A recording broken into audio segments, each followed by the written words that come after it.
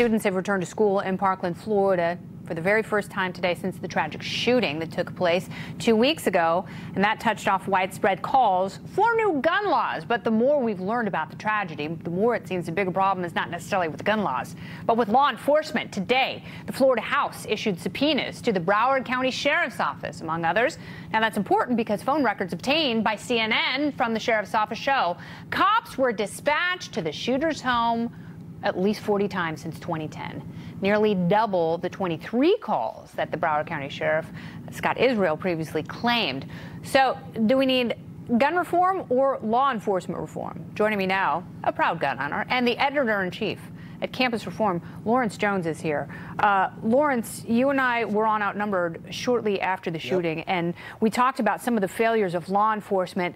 The more we learn about the ball dropping in Broward County, it just reinforces what you originally said, was if we go down the wrong track talking about gun control, we are going to lose sight of the ultimate failure here. What do you think of some of the news today?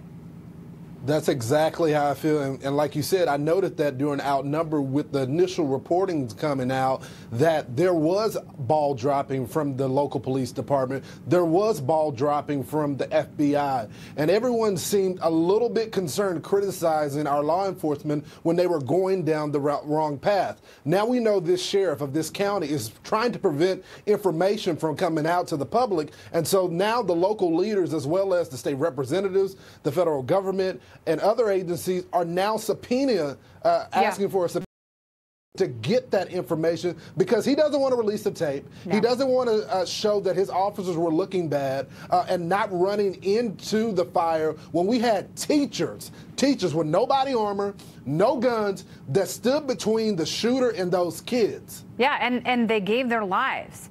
And, you know, it's tragic that there was that level of sacrifice when you had people who were armed, who have been through active shooter training.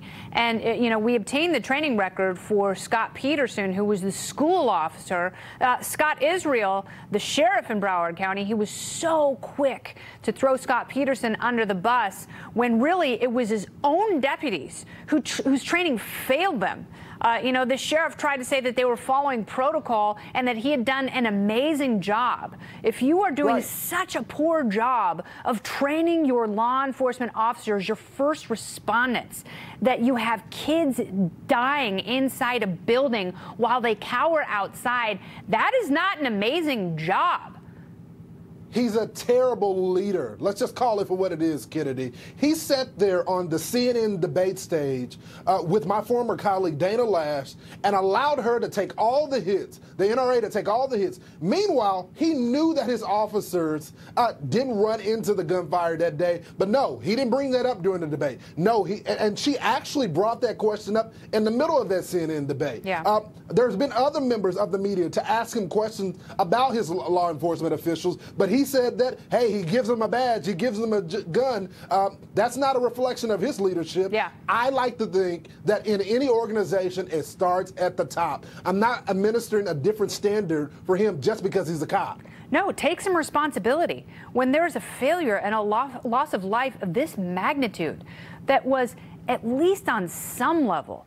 But here we're talking about multiple levels, that it was preventable. And, you know, if he's saying this information didn't cross my desk, therefore I'm not responsible for it, you absolutely are. You know, if you have 39 times. Yeah, if you have over 36 calls to the same residents for a variety of disputes and domestic situations, my God, like if that doesn't raise red flags, then the social media footprint absolutely should. And we know that law enforcement agencies, local and federal, communicate with each other. But obviously, there has been such an incredible breakdown because they are doing so much spying on so many innocent Americans that these are the kind of people you miss. And that is the greatest miscarriage of justice. And the problem is, everything that you just said was correct, Kennedy. The problem is, though, we're having this conversation, but You know, the public isn't having this conversation. They're talking about the gun. They're talking about the tool that this killer used, not about the failure of law enforcement in this situation. We got to get the conversation back to what actually happened and not the tools that these killers did. We could have did something. Yeah. The local police always say, if you see something, say something. People did 39 times, and you guys did nothing. They said something. They absolutely said something. You know, you're talking about the means and not the motivation. And now, hopefully, this will be the blueprint, and this will be the watershed moment where law enforcement realizes that if they are, in fact, going to protect us and keep us safe and keep precious children safe in soft school targets, they had better learn from this and internalize and lock it up. I hope so, Kennedy. We've been lectured for years. We don't need our guns because the police have guns. Well, they had guns and they didn't use them, so I'm not giving up my guns. Absolutely right, Lawrence Jones. Thank you so much. Thanks, Kennedy. Great to see you. Coming up, the Fresh Prince is getting